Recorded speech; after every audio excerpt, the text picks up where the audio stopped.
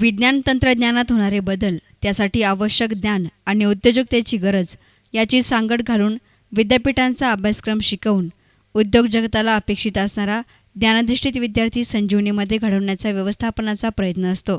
सध्या देशातील 10,000हून अधिक अभियांत्रिकी महाविद्यालयामधून 7 लाखाहून अधिक अभियंते दरवर्षी बाहेर पडतात. त्यातील 60% अभियंत्यांना आज नोकऱ्या उपलब्ध होत नसल्याची गंभीर बाब केंद्रीय मनुष्यबळ विकास मंत्रालयाच्या अहवालातून स्पष्ट झाले आहे. या परिस्थितीची पूर्वीच चाहुल येऊन संजीवनीने विद्यार्थ्यांना तंत्रज्ञानामार्फत आधुनिक तंत्रज्ञानाचे प्रशिक्षण देणे, प्रत्यक्ष प्रकल्पांना भेटी देऊन तेथील अभियांत्रिकी कार्यपद्धतीचा अभ्यास करणे, तज्ज्ञ प्राध्यापकांमार्फत उद्योग जगताला अपेक्षित असणाऱ्या गरजांचा अभ्यास करणे इत्यादी बाबी प्राचार्य डॉक्टर D.N. कॅतनवार आणि सर्व विभाग प्रमुखांच्या मार्गदर्शनाखाली ट्रेनिंग आणि प्लेसमेंट विभागातर्फे केली जाते. अधिष्ठाता प्राध्यापक S.S. इंगळे आणि संजय गवळी विविध कंपन्यांच्या मनुष्यबळ विकास विभागांशी कायम संपर्क ठेवून असतात.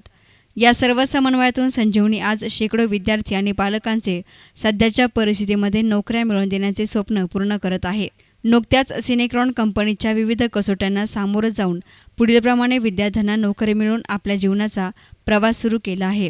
प्रतीक दवंगे, गायत्री परजने, धनश्री गवळी, सौरभ मंटाला, प्रियंका अवताडे, रुपाली भोसले, ईशा कदम, अमृता जपे, राजश्री बोरावके, अमेय पाचपुते, प्रियंका पवार, शुभम राऊत, आरती जोरवेकर, श्रीरंग कदम, आमीन शेख, रोशनी थोरे, प्रियंका गवळी, जयश्री शिंदे, गायत्री शिंपी, स्नेहल देवरे, रोहिणी लाटे, साधना पाटील, पल्लवी खुरुड, रुपाली नवले वरीलप्रमाणे सर्व विद्यार्थी हे ग्रामीण भागातील असून माजी मंत्री शंकरराव कोल्हे आणि संजीवनी उद्योग समूहाचे अध्यक्ष बिपिन कोल्हे यांची तीव्र इच्छा असते की आपल्या ग्रामीण भागातील विद्यार्थी स्वतःच्या पायावर उभा झाला पाहिजे. त्यानुसार कार्याध्यक्ष नितीन कोल्हे यांच्या मार्गदर्शनातून आज संजीवनीच्या माध्यमातून शेकडो तरुण तरुणी स्वावलंबी बनत आहेत.